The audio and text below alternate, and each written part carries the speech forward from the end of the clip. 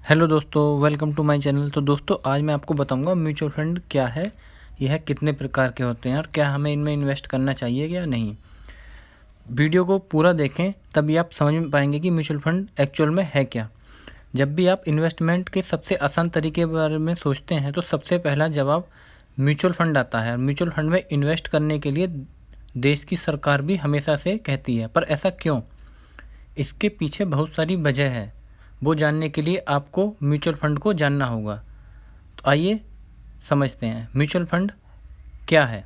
बहुत सारे लोगों से उधार लिए पैसे को म्यूचुअल फंड कहते हैं।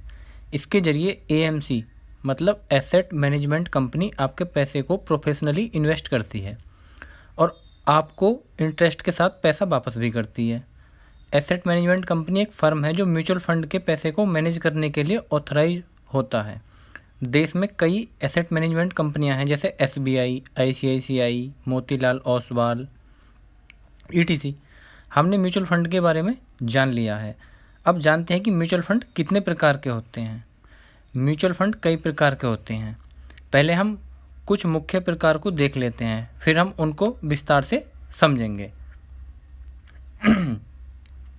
एसेट क्लास के हिसाब से म्यूचुअल फंड 3 प्रकार के होते हैं: equity mutual fund, debt mutual fund, hybrid mutual fund. Structure के हिसाब से मुख्य रूप से 2 प्रकार के होते हैं: open ended fund, close ended fund. Fund manager के हिसाब से म्यूचुअल फंड 2 प्रकार के होते हैं: एक्टिवली मैनेज फंड और पैसिवली मैनेज फंड। और भी कई तरह के म्यूचुअल फंड होते हैं, जैसे international, real estate, gold, ETF मतलब एक्सचेंज ट्रेडेड फंड। विस्तार से समझने के लिए हम सबसे पहले एसेट क्लास के हिसाब से म्यूचुअल फंड के बारे में समझते हैं। जैसा कि हमने बताया कि एसेट क्लास के लिहाज से म्यूचुअल फंड 3 प्रकार के होते हैं: इक्विटी, डेट,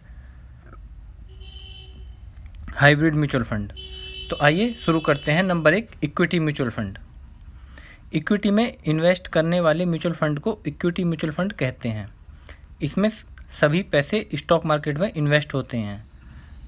इस म्यूचुअल फंड के कई प्रकार होते हैं, जैसे large cap, mid cap, small cap, sector fund, diversify equity fund, dividend yield scheme, ELSS, equity linked saving scheme और थीमेटिक फंड। तो आइए समझते हैं कि लार्ज कैप फंड क्या होते हैं। लार्ज कैप फंड की कंपनियों में इन्वेस्ट करने वाले फंड को लार्ज कैप फंड कहते हैं। लार्ज मार्केट कैपिटल कंपनियां वो होती हैं जिनके मार्केट कैपिटलाइजेशन 1 लाख करोड़ से ज़्यादा होता है, जैसे रिलायंस इंडस्ट्रीज, टीसीएस, एलएनटी। ये लार्ज कैप कंपनियां बड़ी और काफ़ी समय से स्थापित होती हैं और मार्केट में बहुत ज़्यादा फेमस भी रहती हैं। यहाँ तक कि ज़्यादातर लार्ज कैप कंपनियां अपने अपने सेक्टर की सबसे बड़ी कंपनियों में से एक होती हैं।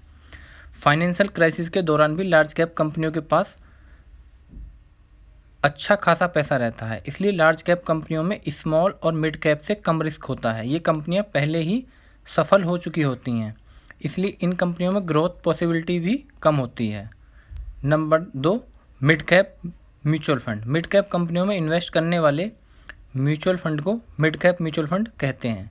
मिड कैप फंड में ऐसी कंपनियां आती हैं जिनका मार्केट कैपिटलाइजेशन 5,000 करोड़ से 1 लाख करोड़ के बीच में होता है। इस फंड में बहुत ज़्यादा रिस्क नहीं होता और ग्रोथ भी बहुत ज़्यादा नहीं होती। Number 3, small cap fund. जब स्मॉल कैप कंपनीज में म्यूचुअल फंड इन्वेस्ट करती हैं तो स्मॉल कैप फंड होता है। इसमें 5,000 करोड़ के मार्केट कैपिटलाइजेशन की कंपनियां आती हैं।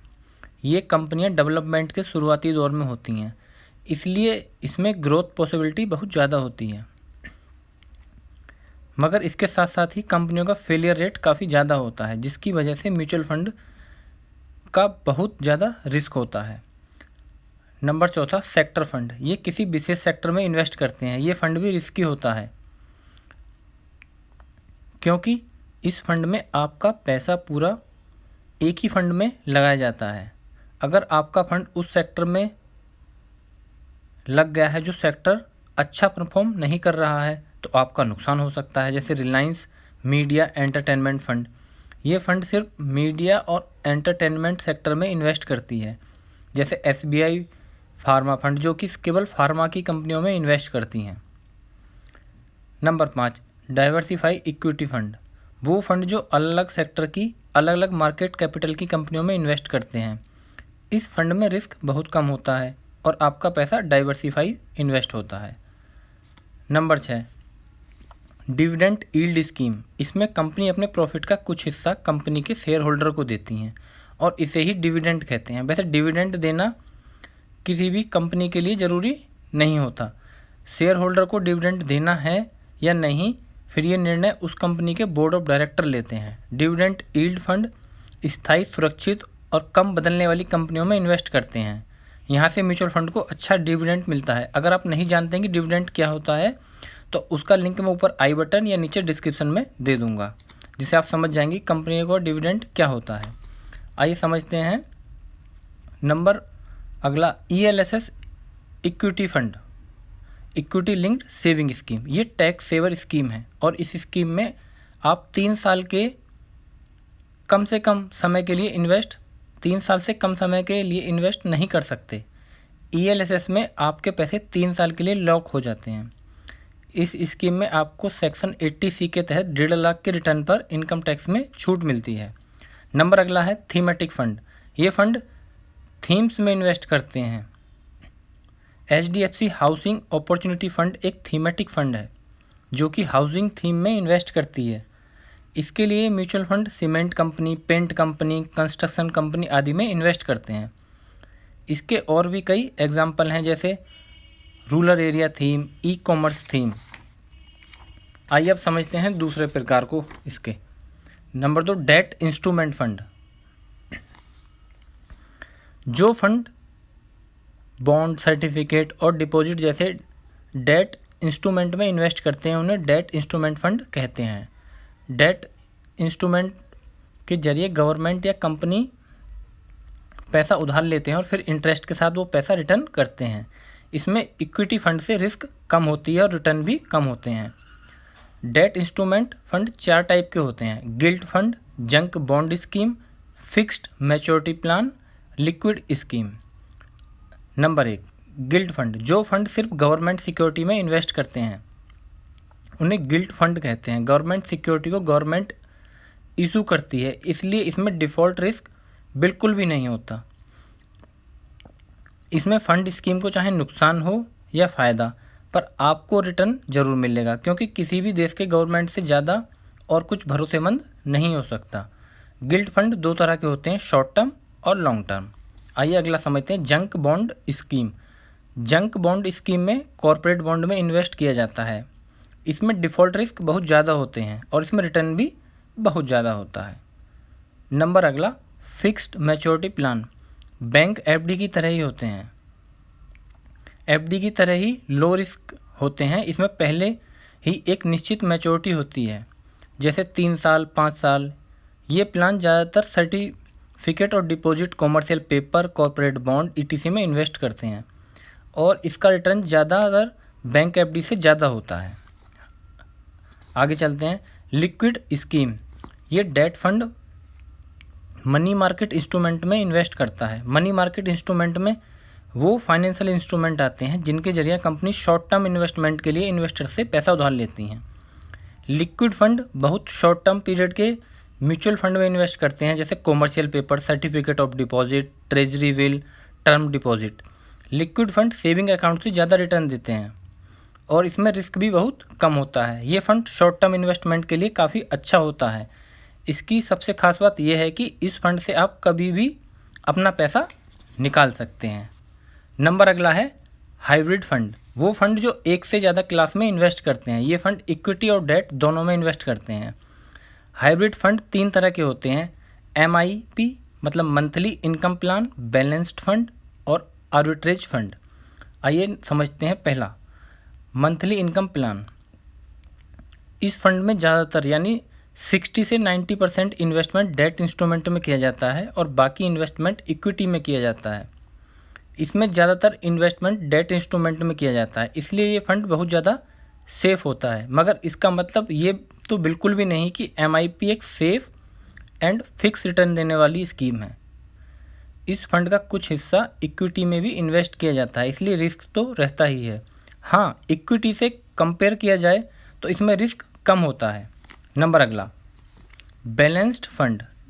नाम के मुताबिक आपको लग रहा होगा कि एक बैलेंस करने वाला फंड है, यानी इसमें 50% इक्विटी और 50% डेट में इन्वेस्ट किया जाता है। मगर ऐसा बिल्कुल भी नहीं है कि इस फंड में 65 से 85% तक पैसे इक्विटी में इन्वेस्ट करते हैं और बाकी के पैसे डेट इंस्ट्रूमेंट में इन्वेस्ट किए जाते हैं।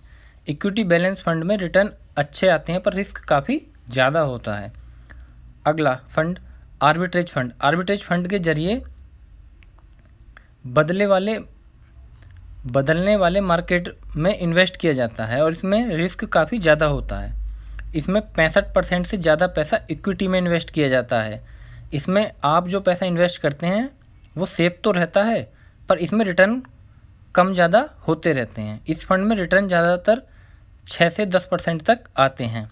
जैसे समझते हैं कि एग्जाम्पल के माध्यम से जब किसी स्टॉक की कीमत कैश मार्केट में 200 रुपये हो तो डेरिवेटिव मार्केट में उस स्टॉक की कीमत 210 रुपये हो, तब इन दोनों के बीच में जो 10 रुपये का अंतर आ रहा है वो आर्बिट्रेज फंड से कमाया जाता है। अब अगला समझते हैं स्ट्रक्चर के हिसाब से म्यूचुअल फंड कितने प्रकार के होते हैं। स्ट्रक्चर के हिसाब से म्यूचुअल फंड मुख्यतः 2 प्रकार के होते हैं, ओपन एंडेड फंड और क्लोज एंडेड फंड। इसके अलावा एक और फंड होता है इंटरवल फंड। ये फंड बहुत ही कम होते हैं। तो आइए समझते हैं। Number 1 open ended fund. ज़्यादातर mutual fund scheme open ended fund होते हैं। वो इस फंड को आप कभी भी बाय या सेल कर सकते हैं। ओपन एंडेड फंड कितने भी यूनिट इशू कर सकता है। Number 2 close ended fund. बहुत ही कम mutual fund close ended fund होते हैं। इसमें एक फिक्स यूनिट के साथ फंड आते हैं। इस फंड को आप हर वक्त बाय सेल नहीं कर सकते।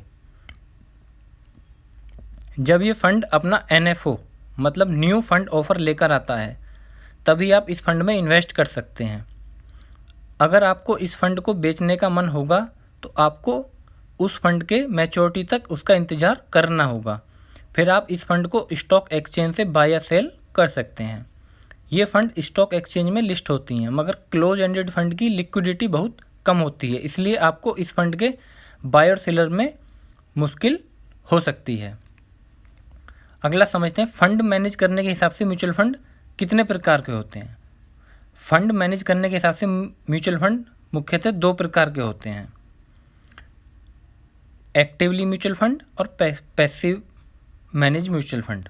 आइए समझते हैं। Number 1 actively manage fund. इनमें फंड के इन्वेस्टमेंट से जुड़ी सभी डिसीजन उस फंड का मैनेजर लेता है। इस फंड में फंड मैनेजर एक्टिव काम करता है, जैसे किस स्टॉक में उसे इन्वेस्ट करना है, किससे सेल करना है, कैसे फंड में इन्वेस्ट करना है, इन सभी चीज़ों का निर्णय खुद फंड मैनेजर लेता है। Number 2 passively managed fund. इस फंड में इन्वेस्टमेंट फंड मैनेजर के जरिए मैनेज नहीं किया जाता। इसमें फंड किसी भी इंडेक्स जैसे सेंसेक्स निफ्टी में किया जाता है। इसमें रिटर्न भी इंडेक्स पर निर्भर करते हैं।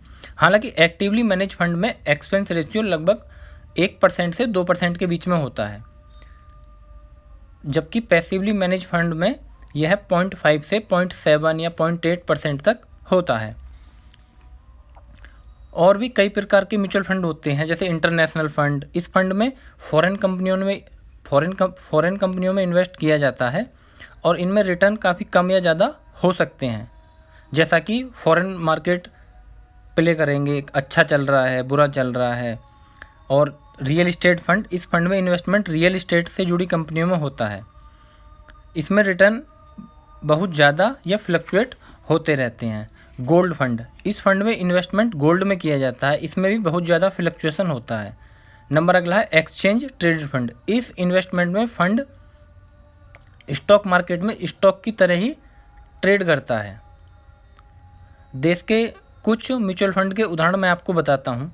देश में म्यूचुअल फंड का बिजनेस 1963 से चला आ रहा है। आज देश में 1000 से ज़्यादा म्यूचुअल फंड कंपनियां यानी एसेट मैनेजमेंट कंपनियां हैं, जैसे Motilal Oswal, ICICI, HDFC mutual fund, Reliance, Aditya Birla, SBI, UTI, Kotak, Franklin और भी बहुत तरह की कंपनियां हैं। अब आपको म्यूचुअल फंड के लगभग सभी प्रकारों के बारे में पता चल गया होगा कि म्यूचुअल फंड क्या है, कैसे काम करता है, कितने प्रकार के होते हैं, कि अब आप जब भी म्यूचुअल फंड में इन्वेस्ट करने जाएंगे तो आपको मेरे द्वारा बताई गई ये जानकारी बहुत काम आएगी। तो दोस्तों ऐसे ही इंटरेस्टिंग वीडियो के लिए चैनल को सब्सक्राइब करें। मैं आगे भी ऐसे ही इंटरेस्टिंग वीडियो लाता रहूँगा।